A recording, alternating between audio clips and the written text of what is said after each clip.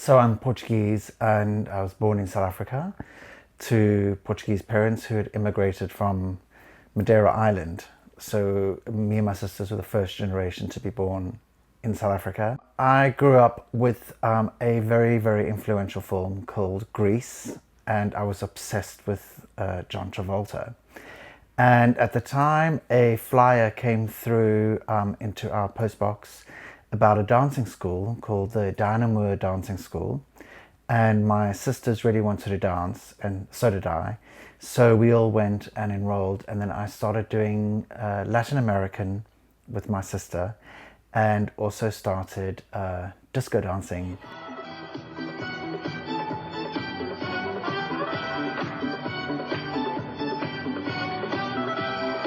And that really kicked it off, and it hasn't really stopped since. The school was really great in a way because it was everything opposite to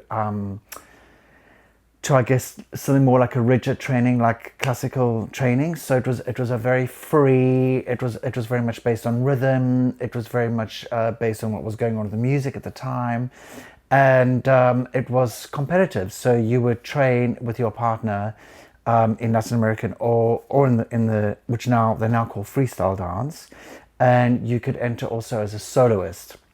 And that's when it became interesting because then you would kind of represent yourself on the dance floor. And I think that's when I became really interested in choreography in a sense, because you had to stand out amongst the other kids. So you had to try and do something with your routine to make it interesting. And then if you got to the final, you had 30 seconds to show the best that you could do. So I would always try and juxtaposition what was going on. So if everybody was moving fast, I would try and maybe move a little bit slow, or just try and do the opposite so that you can stand out, because I think those kind of like instincts just came in. So that's what really set it all off.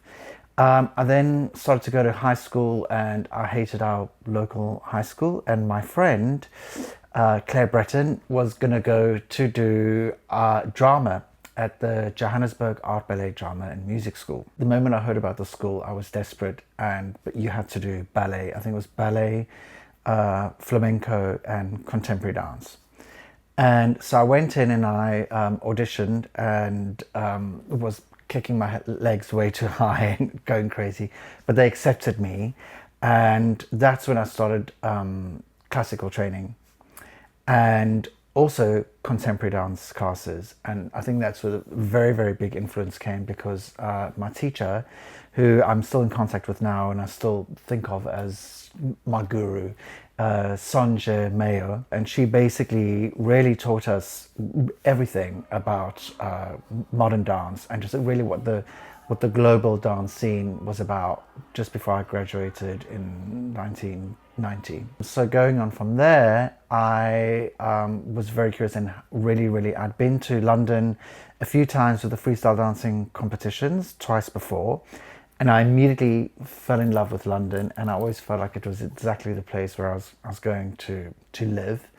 And I applied for various schools, which was very hard at the time, because it was because I only had a South African passport, so I had to try and find a Portuguese passport through my parents, which was like a lot of work, and it was obviously very, very expensive, and it just took it took me about a year to really get all of that together. And you still had to send videotapes in those days for auditions. And London Contemporary Dance School is what my teacher had advised me to go for. So I sent my videotapes and I got accepted. And on August the 10th, 1991, I arrived in London to start at London Contemporary Dance School.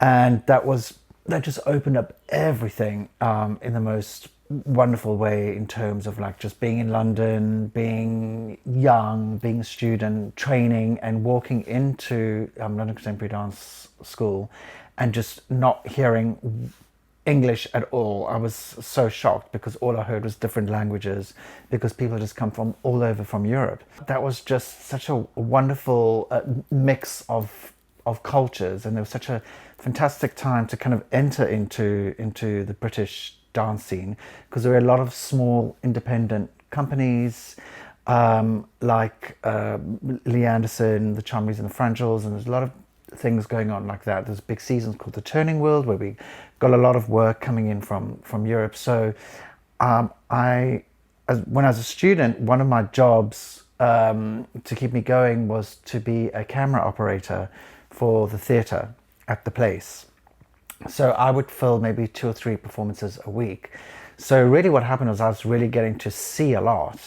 And I think that was also a wonderful education into what was going on in the dance scene, and really to study and observe all types of choreographies and choreographers. So the training from the Art Ballet Drama and Music School was mainly ballet, contemporary dance, and flamenco training, which was fantastic, and I absolutely loved it. It was a fantastic way to ground myself in that discipline.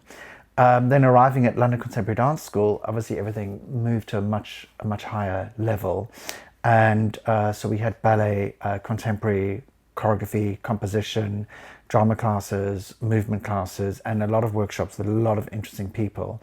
But I was very lucky, I think, to meet a generation of teachers. So for ballet, we mainly had Ronald Emblem from the Royal Ballet and Brenda Last, who are just legends and absolutely fantastic, and really drilled into us, the importance of ballet technique to move for everything.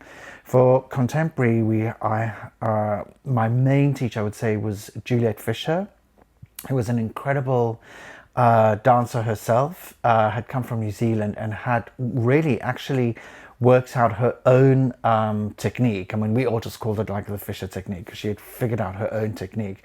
But I remember her clearly saying in class once that her class was really there to prepare us to be able to receive any choreography that a choreographer would like to put on our body. And I always thought that was a fantastic way of her looking at it. She'd come in with these amazing sheets with classes prepared, and her and John Sweeney, who was the accompanist, had this wonderful sort of electricity between the two of them, and the classes were these fantastic, felt like an event doing a class with Juliet. I absolutely loved that. And then for choreography, actually she had just come from America. We had Victoria Marks, and she was had a very different sensibility, much of an American approach, but the most amazing, encouraging teacher, who was so open and really just taught us how to look, and how to look at what you've created and what you're trying to say. And we also caught the last sort of few years of Jane Dudley, who was also around the building and who would also give us a few lectures and choreography classes, as well as Bob Cohen. So I felt very lucky to kind of have been in direct contact with these amazing legends of teachers, which was really fantastic. It was a fantastic time. I was in a company called 4D, which was the postgraduate performance group, run by Mary Evelyn at the time, and it was a wonderful way just to kind of transition from graduating into learning really about being the profession. And Quinny Sachs was looking for dancers for a new production of The Fairy Queen, which was going to be directed by David Poutney at the English National Opera. And so I went along and auditioned and got the role of the Indian boy. And it was a wonderful production, very much a collaboration between Quinny and David Poutney. So there was an equal amount of dance as there was singing. It was a humongous production. And I got to be this precious boy, and often in the arms of Titania, which was a wonderful experience. It was a wonderful experience to be in a huge auditorium, like the Colosseum, with a big audience, for one of my early career experiences. And I think immediately that also taught me a lot in terms of like how you have to expand on your your characterization so that it reads to a larger house. There was a lot of stillness in that piece. I remember to be very still a lot of times, which was quite challenging. But there was something really totally magical about that. The soprano playing Titania was Yvonne Kenny, who was just a wonderful Australian soprano, and she was an absolute laugh on stage. Fantastic, was always, but a true diva as well. And it was just wonderful to get all of that as a first experience. So moving on from the English National Opera, I started working as a freelance contemporary dancer, and I was working kind of like the fringe scene and doing small scale works, and it was quite, I remember it feeling quite sort of disheartening, doing kind of experimental work and working really hard on projects for like 6 to 8 weeks, developing the show, and then having an audience of 2 or 3 people. And sometimes, one of those people would be asleep. And so it was quite disheartening. And then I remember we were, on one job, I was in Birmingham, and Swan Lake, Matthew Bourne's Swan Lake was on at the Hippodrome, and I'd heard about it, so I went along, and the auditorium was packed. There was a buzz. There was opening chords of that amazing Tchaikovsky score, and this production happened, and I just wow, that's exactly what I want to be a part of. That just felt so exciting. I remember I knew some of the dancers, and we went to the pub afterwards, and it was just such a wonderful vibrant company who were just like on the road, and it looked like they were having so much fun and doing a great show.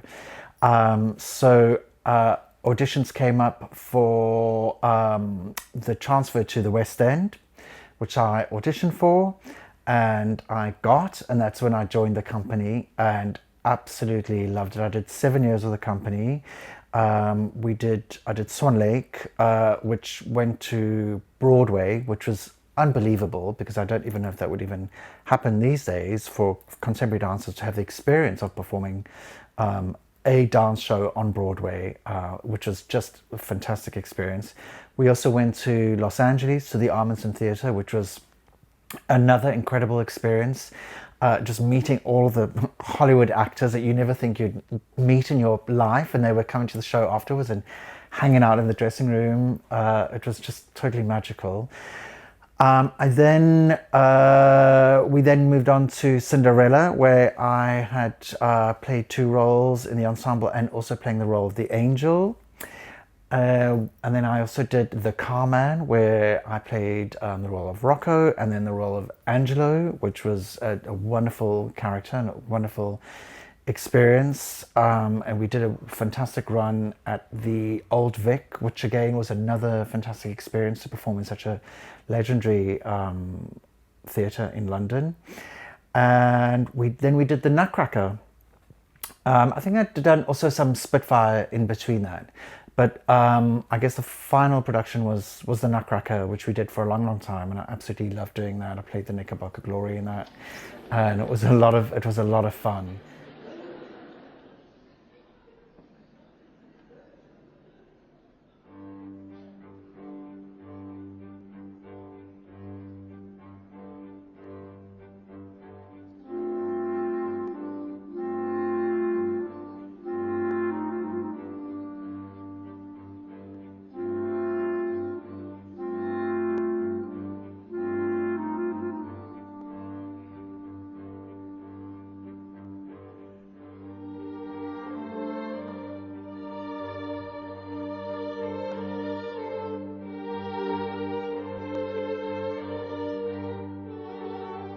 The shows were tough, sometimes up to 8 shows a week. Definitely Swan Lake in the early days, we did 8 shows a week, and then they started to figure out a rotating system. But it was still a lot of shows, a lot of repeating. So you had to be really on your game, really in charge of your body, disciplined, but at the same time, have an excitement for what you're doing, which I always had. There was always something magical about knowing that the theatre was going to be full and the curtain would go up and that the audience would be standing at the end, which was really most shows, which is very rewarding as a performer. And then I think it was during actually the Nutcracker, where there was a particular show, and I was doing my final bow, and I just had this immense sense of satisfaction. Like something just overwhelmed me, and I looked around and I just felt very satisfied, and I felt, wow, that's it. I don't feel like I need to do this anymore. And I remember talking to Matt afterwards, and I said I had this experience, and I feel like I'm ready to move on. I feel very satisfied, and I don't feel like I need to receive that applause for something that I've done from the audience. I'm ready to move on. And because I was already in the wings, watching people, being fascinated by people, imagining what I would do with them, and it was a very clear moment about moving on, and that's when I started to transition into choreography. Having the experiences that I'd had from working at and also working in operas, and then working with New Adventures, and also what I'd watched a lot of and what I'd seen a lot of, and there was also a lot of films and a lot of music. So there's like a lot in the stirring part, as well as like what I had grown up with in dance terms in South Africa. But I always, even as a student, felt like I wouldn't know how to make the dance unless I knew why it was happening, and I always had to put it in a situation. So my brain somehow just doesn't function very well in an abstract way, though I do love to veer off into a surreal place that I can make my own sense of, which I guess can become quite abstract. But I always felt like I had to try and find a situation for this dance to happen. And as a student, I already started to do things like the resolution season at the place. And one of the earliest pieces I did was a political piece with John ZD, who was a fellow student at the time. And it was quite difficult being South African and a student, because people didn't really understand what my nationality was. So when I said I was Portuguese, I didn't quite understand if that meant that I was black, white, or anything in between. So when I explained that I'd had a white suburban upbringing, they immediately thought that I was racist, and that was quite painful for me as a student. So I felt like I had to make something to kind of basically tell everybody that I was not a South African racist. So I created a piece called Nanguetu. I'd gone back to South Africa, and I'd done like some research and collaborated with John Z, who wrote a rap, and I brought in dancers, one from each country, and we kind of created this kind of global tribe. And I made essentially a kind of political piece. Process, the lifeblood of an indigenous people wet at the will of a white man's wicked ways. Cheap black lives, subordinate, subservient, subhuman, ignore the subcutaneous with a submachine gun. Black, black, the illegal alien, pop one in the cranium of the black existence that ain't afraid of him. Cheap black lives. A lot of students then came up to me and said, wow, I understand now how you feel as a South African.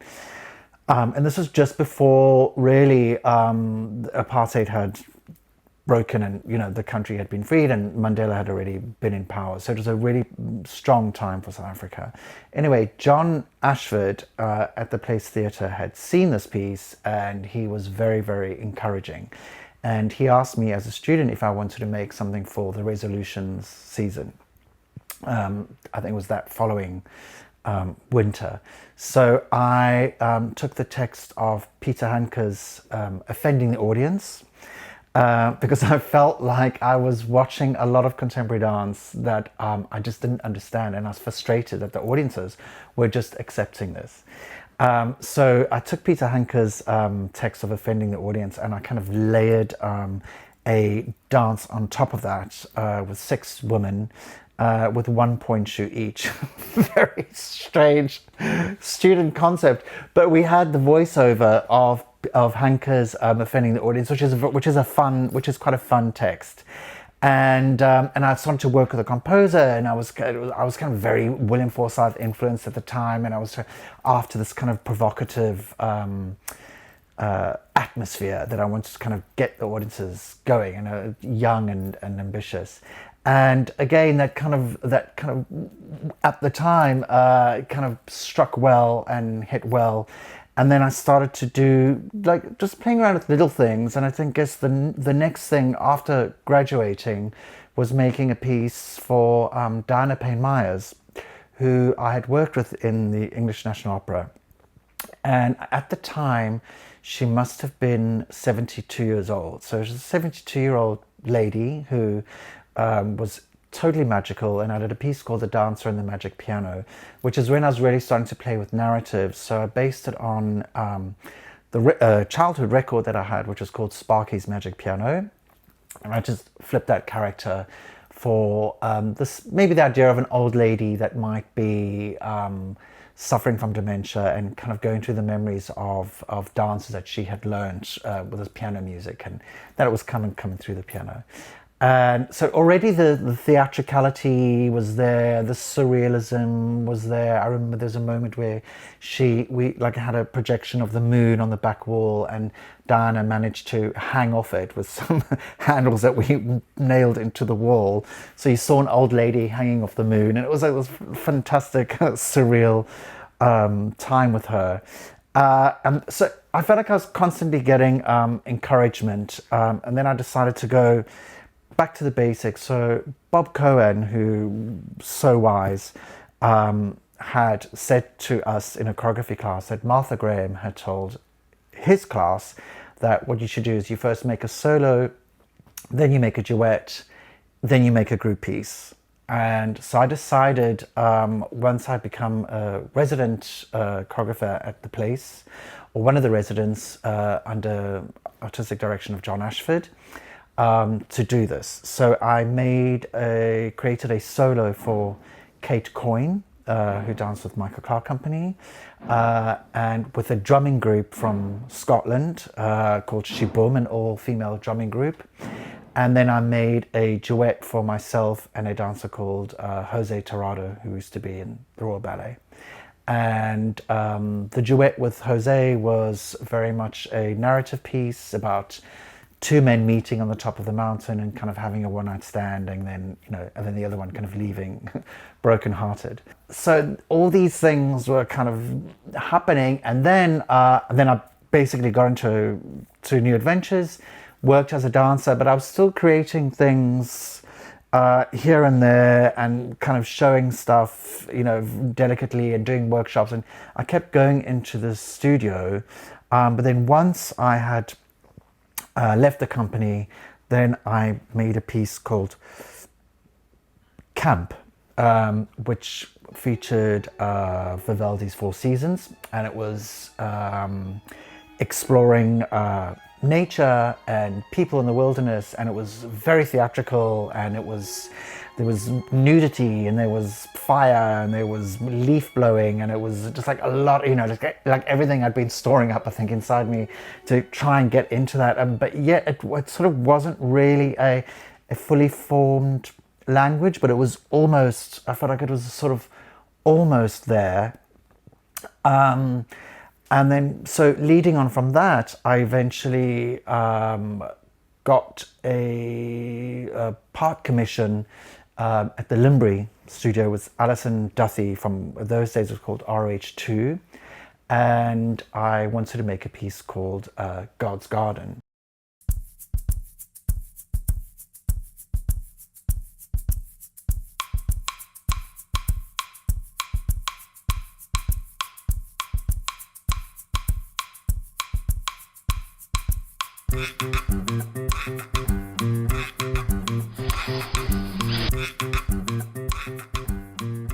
And again, I was very interested in quite extreme casting. So I had Diana Payne Myers at the same, again, as playing the grandmother. And I think at that time, she was now already in her 80s. And I had a performer that I'd worked with from a company that I'd worked with in Madeira, who was blind who played the father. So it was kind of based on a prodigal son story. I had Lorena Randy, who at the time was pregnant, but very much wanted to be in the piece. And I had Nuna Silva and Valentina Galfieri. Really fantastic cast of 5. And we created this piece called God's Garden, which is based on Portuguese culture, kind of like a prodigal son.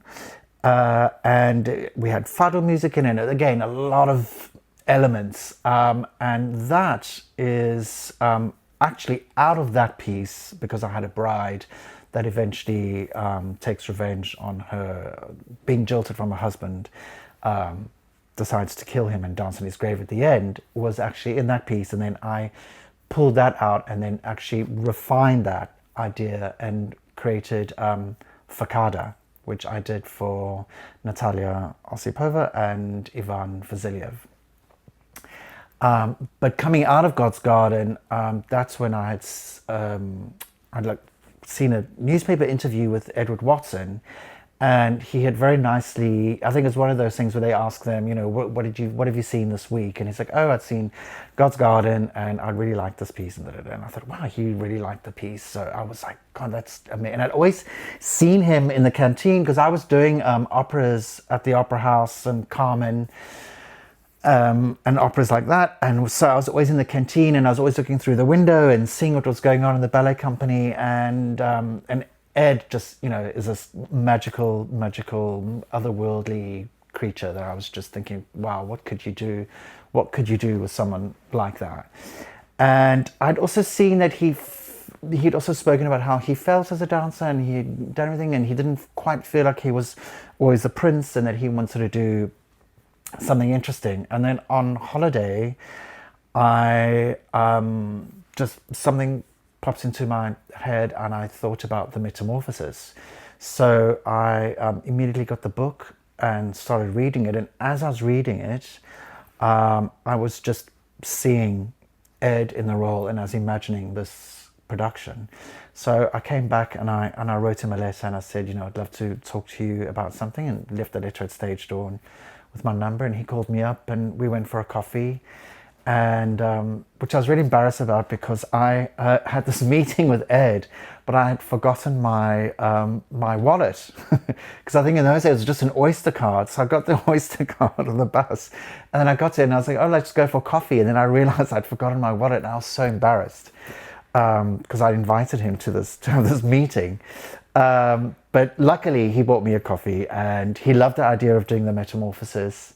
And I think it was not long. It was kind of like the following season, it was programmed in for us to go in to do that.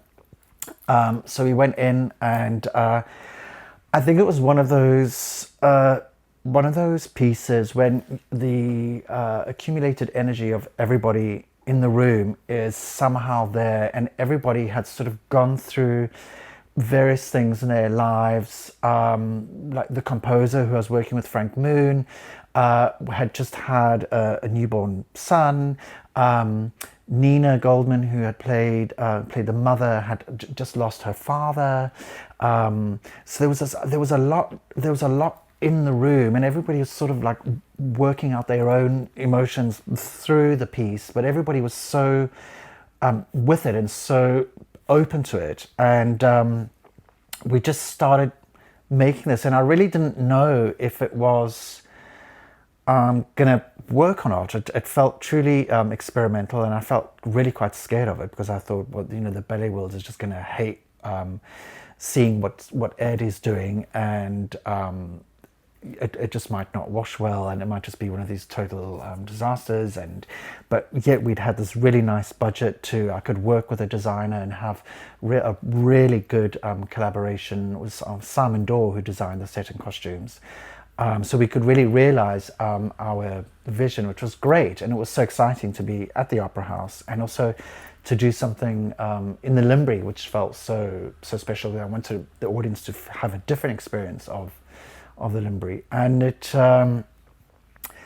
went really well. I was really proud of how that turned out, and I guess that was really the springboard for launching launching the next things to come, because I felt like I finally had hit what I had imagined dance narrative and dance theatre narrative, and how I really imagined it could be visualized.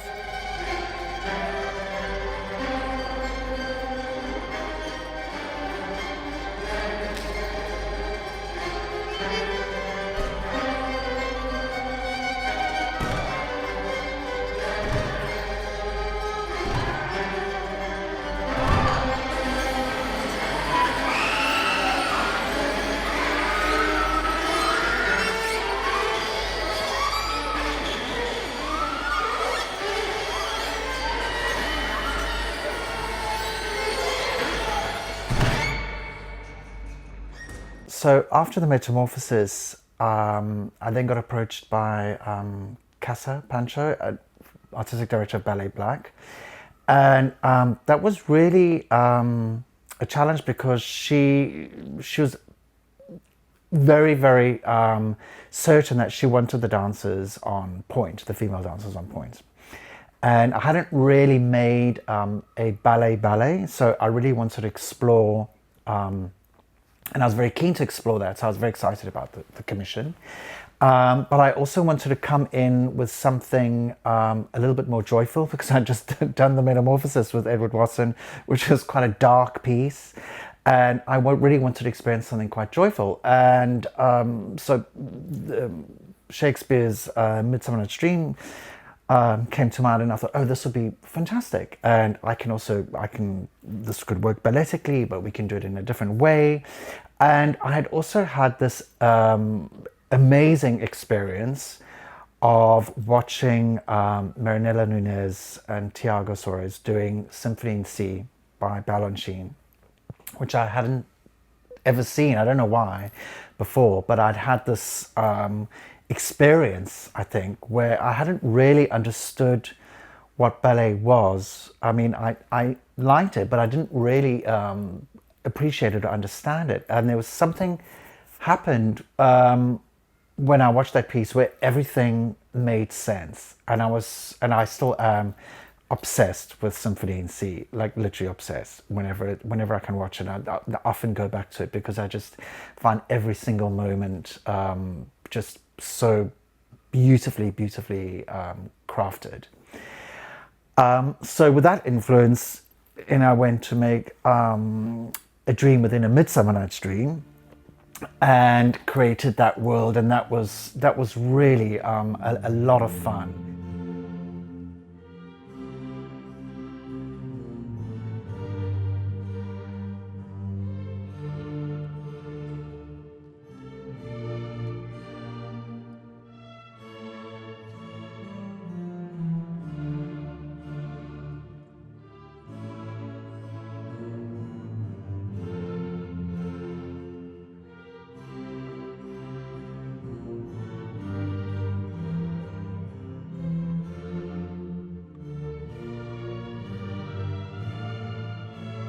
I often like to do a lot of improvisation in the early parts of the creation, and the dancers from Ballet Black hadn't really done that yet. So it felt like new territory for them, but also it was new territory for me, and they were very trusting, and everybody, the same thing, they brought themselves to it, and really brought the characters to it, and it was just kind of turned out to be a really joyful time, and I think they've since done it like twice or three times. So it's been a really nice, and also the same time, every time you come back, you can improve it and work on it.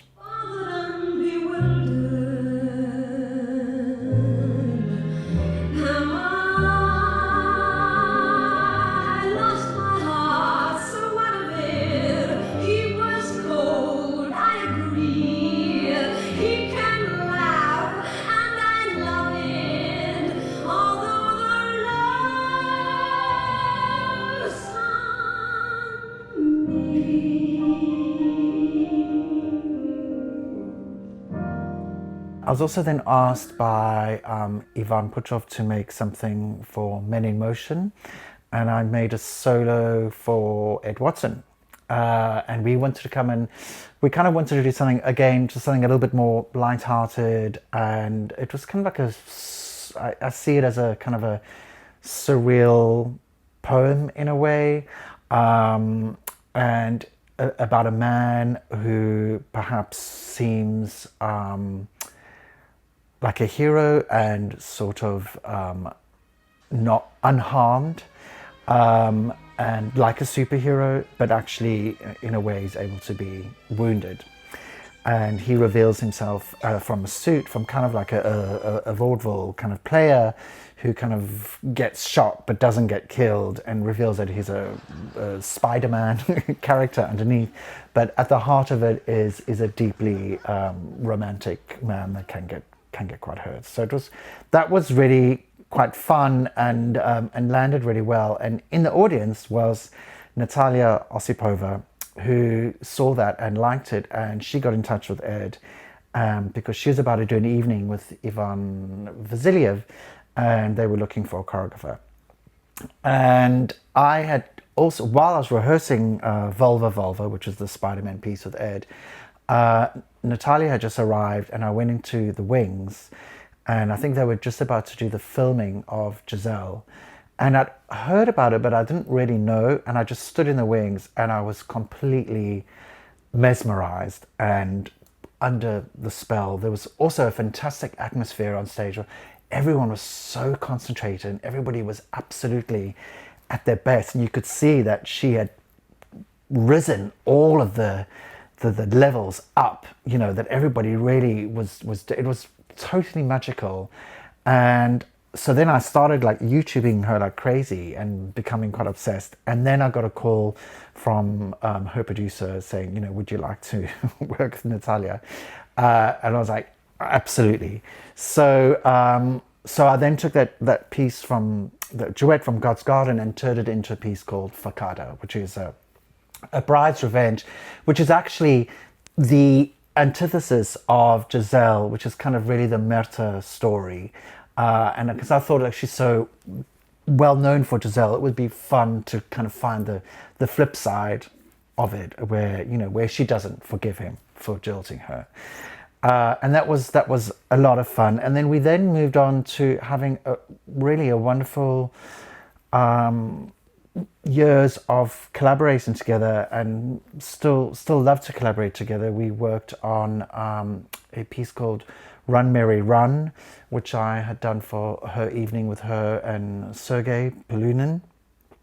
And then I had created her in the lead role of Letty for a commission for the Royal Ballet called The Wind, which was a total dream come true, because she could just inhabit these characters so well, and it was wonderful to throw these different challenges at her. Not only particularly that piece because of the wind machines, which was really like another element that she and Frankie Hayward, who also alternated the role with her, had to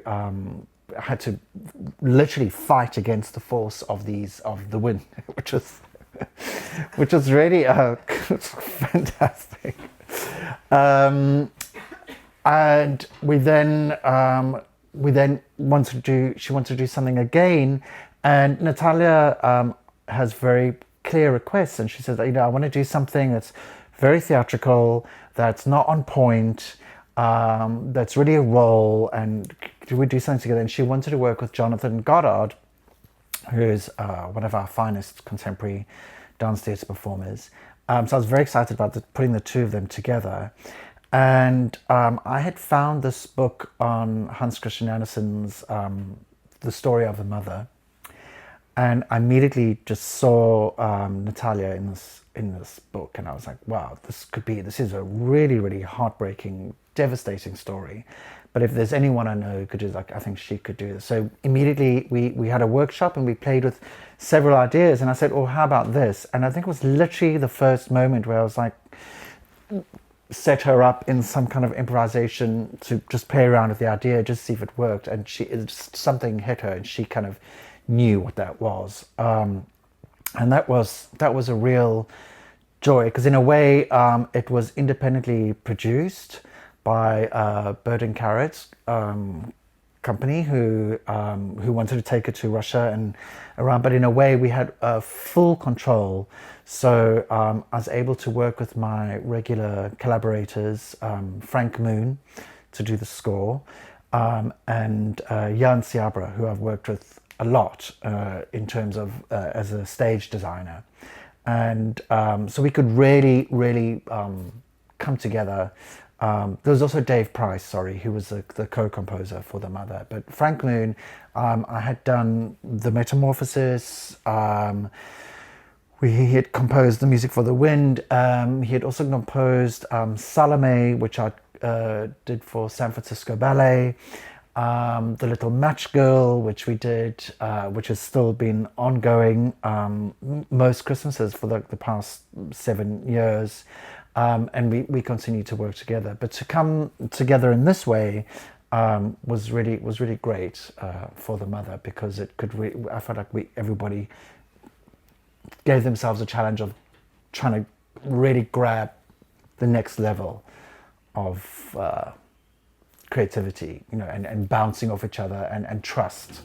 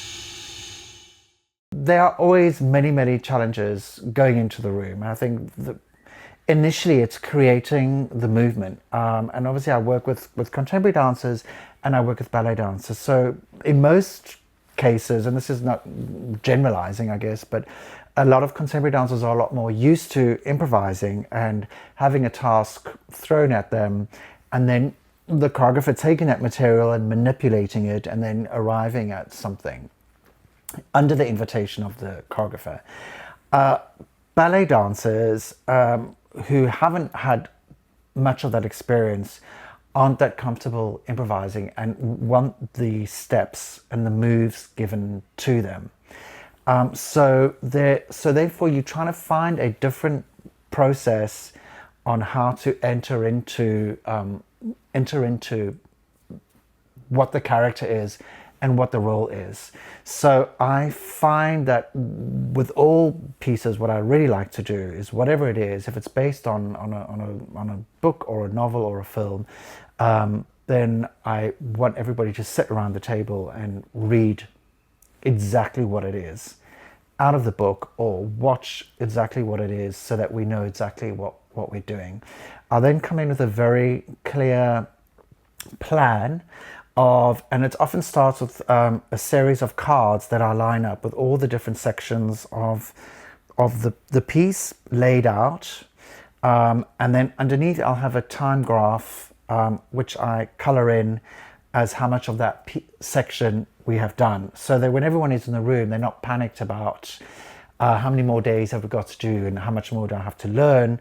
Because if you start improvising, people start to get nervous and they're like, let's just get on with it. So I like to know how, just to make everybody comfortable knowing how far in the process they are, with how much time we have to. So basically you color in each graph as you get to the end. Then once you've got to the end, then you can really start to mold and nurture the whole thing and find the detail and really work on the transitions.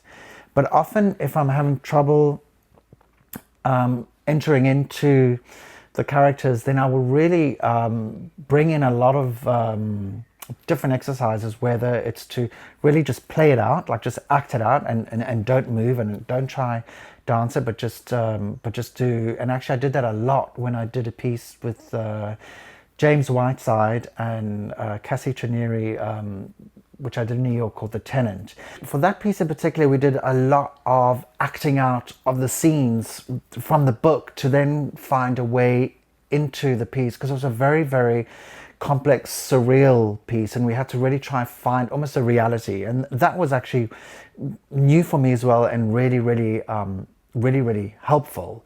So there's a lot of, I find like each work has its own process, and you figure out what that process is as you're creating it, in terms of like drawing information or material that you can throw into the air, into the room, to then stir in a pot.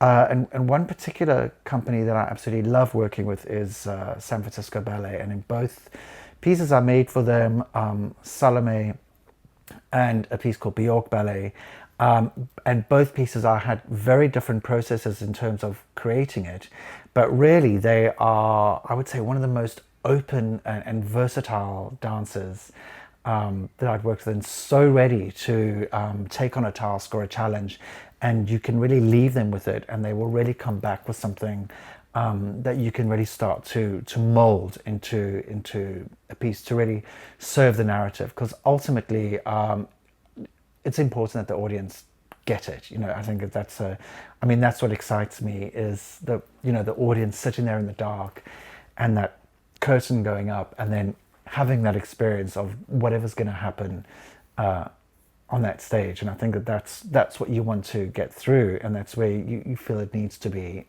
extraordinary. So I was asked again by Ivan Putrov to create something for Men in Motion, and this time it would be for Eric Mekhamedov, which was, he's just an absolute legend, and I always loved watching him perform. It's so exciting on stage, such a force. And we had a few meetings to try and find out what it would be. And he has a real sense of humor. So I really wanted to try and capture that in some way, and to kind of get a sense of his spirit on stage. So we created something called Jiggling from the Zills, which is actually, the zill is the bit of the tambourine that... So when you look up how to play tambourine, it'll say you have to jingle it from the zills, so to make the zills jingle. And so basically, it was really a character who, I mean, like the deeper side of it is that I was looking at a lot of actors who had retired, who eventually, sadly, sometimes become alcoholics. So we just wanted to play with this idea of what is a retired person doing, and the curtain goes up and he's kind of holding a big bottle of vodka, and he goes to the audience and has a little chat with them, and then plays the Nutcracker section on his tambourine.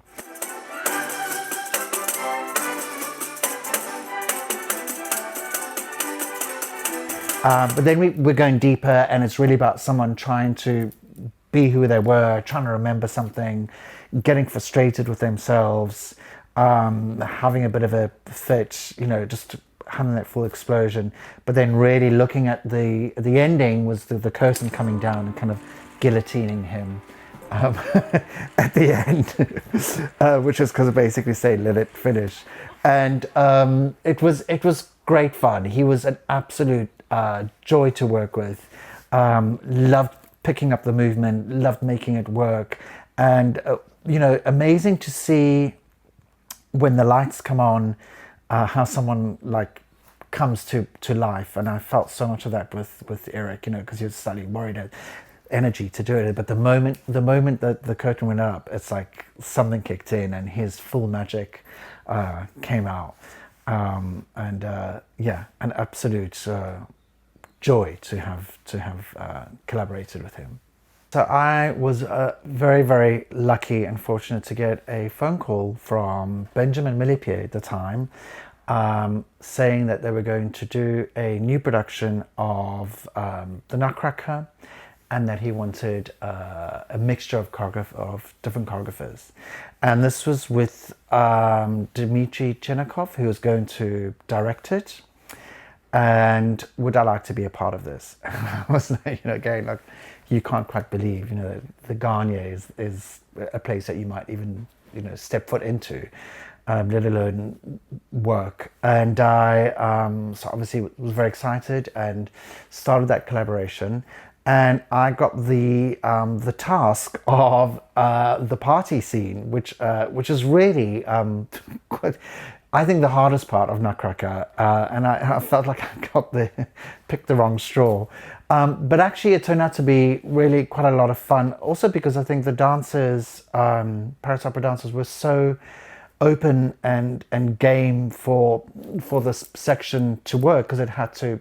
If that didn't work, then obviously the rest, needs to stem from that whole scene. So we had, and it was a real challenge, because Dimitri didn't want the choreographers to talk to each other or to know what the others were doing, and he didn't really want to give you a sense of the synopsis, only like last minute. So it was a real challenge, and then trying to make Tchaikovsky's music work within what those ideas were. But I think we really arrived at something that I think worked, and led the audience into it in the correct way. I don't know if the whole thing is completely coherent, but I certainly had fun. But I think the experience of the Garnier was just something that's quite extraordinary, to walk those halls and to walk into those studios and feel that energy and see Paris. I mean, it's a complete dream. You're like, right, that's it. Just I'm done. I'm fine. Yeah, and I think that's the same with eventually being asked to make something for the Royal Ballet in the same breath. It's such an honor to have the trust from Kevin O'Hare, the director, to say, there's a stage. You've got your 35 minutes. Go. And when you have the resources and such incredible dancers, artists, musicians, and that sacred house, which is just the most magical place in London, the Opera House. It really is the Mecca. It's just sort of, in a way, you kind of have to get over being overwhelmed, and obviously you have to crack on and get work, but you can't help but being overwhelmed by what's going on, because it becomes part of history. No matter what happens, you've contributed something to the company and to that stage, which is a real honor. Alongside having wonderful commissions for various companies around the world, I also have my own company, which is now called Ballo Arthur Pita, and we started with God's Garden. We then created a piece called The World's Greatest Show, which was based on 1930s dance marathons, which we didn't do much. We did it like in 3 different cities, and the Royal Opera House, then the Paul Hamlin Hall being one of them, which is a massive undertaking with a community coming in and dancers and a band, and it was just enormous, but really, really wonderful, and very proud that we pulled that off. And another evening called Stepmother, Stepfather, which I did in collaboration with Headspace Dance Company, and we managed to tour that twice, and it was a great time to pull that double bill together. But then in 2013, when Assis Carrero was director of Dance East. She had said to me, if you want to do the world's greatest show, that's fine, you can do that, but I need a Christmas show. So can you give us a Christmas show for this Christmas? And I was like, oh, I don't really want to do like a Christmas show and for children, and I don't know if that's really me. And I was kind of like really battling, and I thought, okay, well, what, and I'm a little bit bar humbug at the beginning of Christmas, where I don't really want to enter into it. Once it's kind of like the tree's up, then I'm into it. But it's like the just before moment, I just find it sort of indulgent, and everybody kind of goes a bit crazy. So I really wanted to find something that was, first of all, not going to disappoint, a 5-year-old. And then I realized actually that a lot of children, that might be their first theatrical experience. So you have to provide that as well as creating a lovely Christmassy show for the family to enjoy. And so I try to think of the saddest story that I could find. And the little match girl came to mind. I always loved that story, just because it's so tragic, but it's short, and it means that you can really find the spaces in between to play with the narrative and to reinterpret it. And of course, it's a tricky one because she dies in the Hans Christian Andersen, and we couldn't leave the audience on that note, so we had to give her an afterlife. And I'd just seen a documentary about astronauts who went out of space, and they looked back at the Earth, and they were incredibly moved by looking at our planet. And I thought, well, that time of the year is a very good time to just pull back and look at the Earth and look at ourselves on this planet. So I decided that it would be, as part of the narrative, when the little match girl dies, her grandmother takes her to the moon. And that's where she goes, and that's where she lights the stars, and that's where she meets an astronaut, and all sorts of crazy things happen.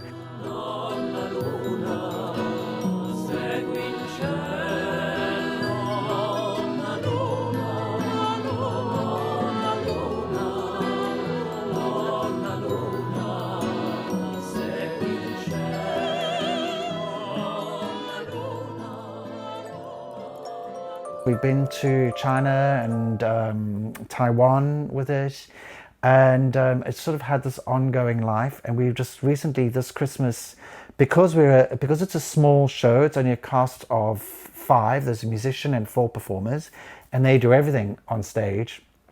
It meant that we could do it on the main stage of Sadler's Wells because of the social distancing. And economically it works out because it's a much smaller production, so you're not having to try and So we rehearsed, we were all ready to go, all guns blazing. We were getting tested every day, and we were taking temperatures, we were doing all of that. And just literally the day before the premiere, the lockdown happened, and we moved into tier 3, I believe, which just meant that no live performances. But we were very lucky to have it set up that we were going to film it. So we have filmed it, which is great because that's what a lot of people are doing now, moving things digitally. So I was thrilled that we were able to do that. So we filmed it like basically normally for Sadler's Wells by T-Max company. And then we also have filmed it in VR, virtual reality. So you can put on the goggles and you can watch the show as it is. And we're hoping that we can take that to children's hospitals or to kind of rural areas where people don't get theatre, and they can have the experience of watching the show as if you're sitting in the front, which I think is amazing, amazing technology. So we felt very lucky. At the same time, disappointed, obviously, to not share it with an audience.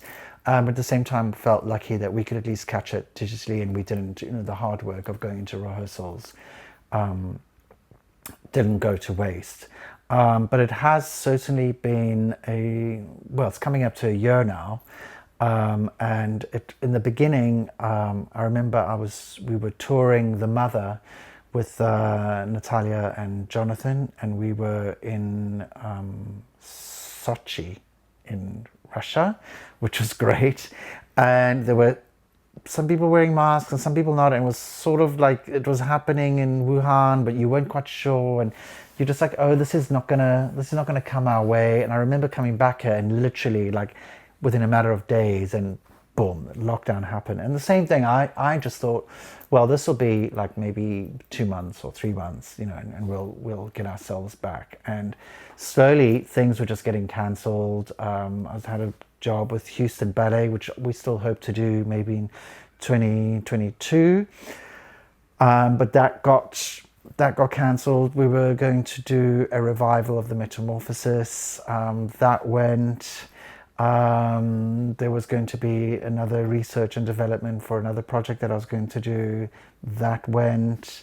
So it's just slowly things were just going away, which is okay. It's fine. And I think that in a way your brain goes to other places and you have a time to actually stop and reflect. And I've been doing some writing, and I've been doing lots of various things. I managed to work on because the one thing that is happening is film, so I managed to work on a TV series which is coming out in the spring called The Pursuit of Love, directed by Emily Mortimer, and there's quite a lot of choreography in that, starring Lily James.